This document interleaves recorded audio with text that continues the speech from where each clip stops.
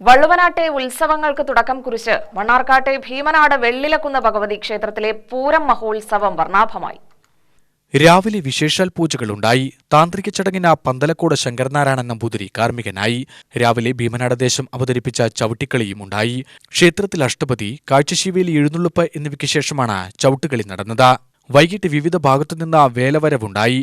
9 ആനകൾ, പൂക്കാവടി, തിറ, പൂതൻ, മറ്റ് കലാരൂപങ്ങൾ, ബാൻഡ്മേളം, നാസിക് ഡോൾ, ചെണ്ടവാദ്യങ്ങൾ എന്നിവ അകമ്പടിയായി.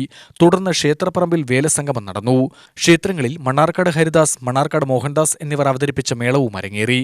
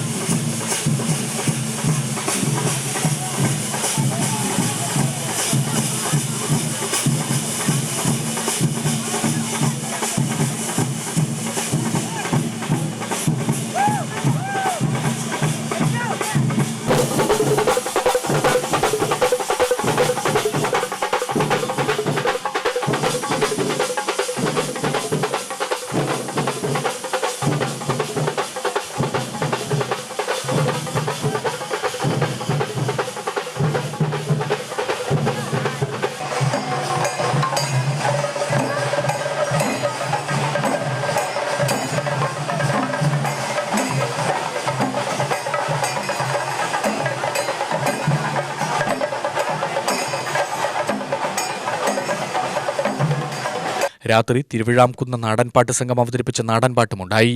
UTV news, Palakkad.